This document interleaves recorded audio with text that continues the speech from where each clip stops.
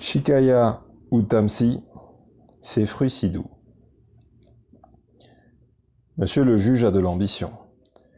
Monsieur le juge est dans le secret de ses rancœurs contre ses amis du pouvoir. On le donnait comme appelé à devenir bientôt procureur de la République. Et Collot, le garde des Sceaux, lui avait assuré que le président ne tarderait pas à signer le décret. On l'en félicitait déjà au tribunal, en ville aussi. Or, rien ne se passait. Au tribunal, on disait qu'il payait pour ses critiques. Il payait aussi pour son refus, pris pour un affront, d'être le chef du cabinet de monsieur le ministre Écolo. Écolo ne lui racontait pas des histoires, avec ce décret que le président ne signait pas. Le décret se trouvait bien sur le bureau du président. Le juge, lui, avait une explication plus plausible. Le président ne peut pas à la fois courir les messes noires où l'on sacrifie des innocentes et courir le vaste monde à la quête d'investisseurs dont on ne voyait pas le bout du nez, encore moins des investissements destinés à mettre le pays en valeur. C'est ce qu'on prétend. En fait, il s'agit de continuer l'exploitation coloniale et de perpétuer son maintien au pouvoir. Qui veut un pouvoir absolu commence par rogner les ailes de la justice. En ville, par contre, on affirmait « c'est sa liberté de langage qui est la cause de ses ennuis ». Il tient des propos en tout point semblables à ceux des étudiants, à ceux de son fils, Gaston, l'auteur notamment des tracts frisant l'insolence, qui mettent en fureur tous ces beaux messieurs en haut lieu. Il faut savoir, monsieur le juge, vous voulez l'indépendance de la justice et vous ne cessez pas de faire de la politique. Je fais de la politique, moi ? Et quand bien même, n'est-ce pas mon droit imprescriptible de tout citoyen de résister à la tyrannie ? On lui rétorquait. La tyrannie qui nous menace, c'est celle que les amis de votre fils ne manqueront pas de faire régner dans ce pays si nous nous croisons les bras. Vous n'êtes pas communiste par hasard, monsieur le juge ? Par hasard. Si on changeait de conversation, c'était encore pour revenir à l'attitude ombrageuse du juge. Pourquoi par hasard soupçonne-t-on que je suis communiste ? Il a l'ironie amère. Une façon de parler. Il n'y a pas de hasard dans ces choses-là. Étonnez-vous si avec votre attitude critique, les choses tardent à se concrétiser. Concrétiser. Voilà un mot que l'on aime beaucoup sur les bords du Congo. On le sert dans les grandes phrases qui sont juteuses de démagogie, mais dans le concret précisément, rien de concret. Ou plutôt si, la corruption, avec quoi le pouvoir nourrit les lâches, les prévaricateurs.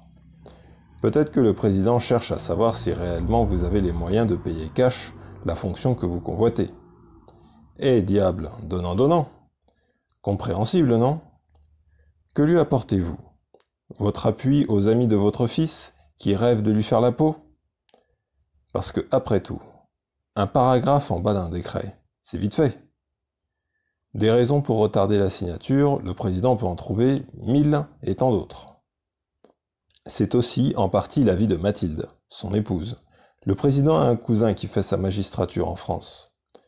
Quand on sait cela, il ne faut pas être grand clerc pour comprendre, in fine, qu'il y a domaine réservé et que tout le reste c'est proprement de la foutaise. C'est étonnant, monsieur le juge, vous qui... L'opinion d'un huissier du tribunal, qui a ses entrées partout par les portes dérobées de ces beaux messieurs, se résumait à ceci. Monsieur le juge est dans le secret de ses rancœurs. Qu'est-ce qu'il fallait comprendre ? Il prenait des airs de mystère. On fait mystère de tout de nos jours. Oh que non. Ce que le juge ne sait pas, Okabé le sait. Okabé est le nom de l'huissier du tribunal. Le mystère, hein ?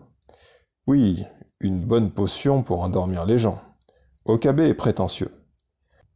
Il suffit de savoir grâce à la protection de qui cet illettré est devenu huissier de justice pour ne pas douter de la valeur de ses sous-entendus et de ses insinuations.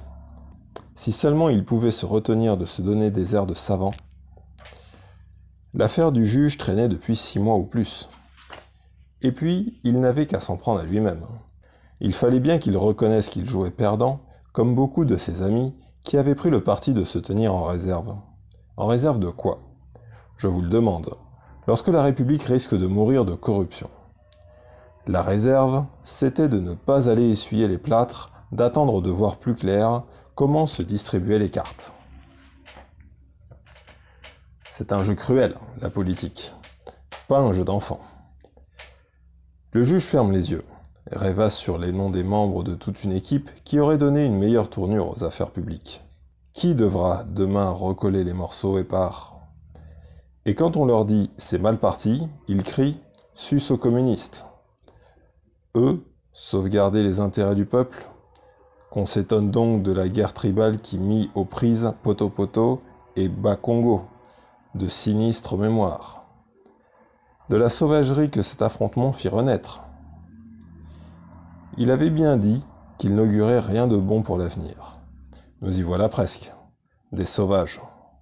Et pourtant, qui ne se souvient pas de la liesse de tout le mois d'août 1960? Un embrasement des cœurs. Même si nous ne récoltions pas le pouvoir, nous n'étions pas si frustrés que ça, parce que c'était notre cause qui triomphait. Curieuse époque. Ça paraît si loin, alors que ce n'est pas plus vieux que 3 ans. Et nous semblons avoir vieilli de 100 ans.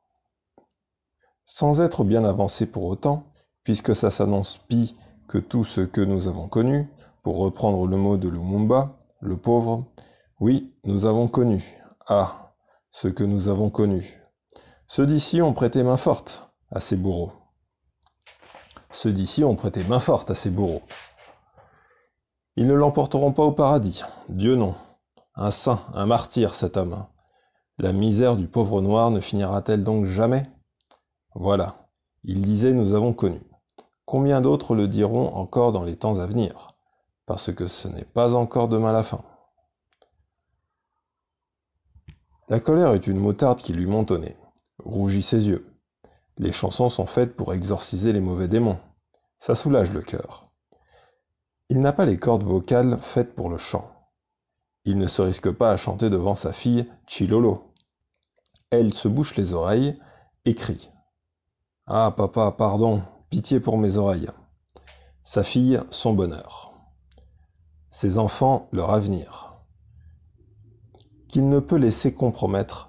Non, Isidore, je n'exagère pas. Regarde bien autour de toi, je n'exagère pas. Les gosses, en France, s'agitent. Personne ne comprend pourquoi. Moi, je comprends pourquoi. Si le brave Isidore n'arrive pas à soutenir le regard inquiet du juge, c'est sans doute parce qu'il se demande, comme beaucoup de gens, ce qu'il cherche réellement, le juge Raymond Poati.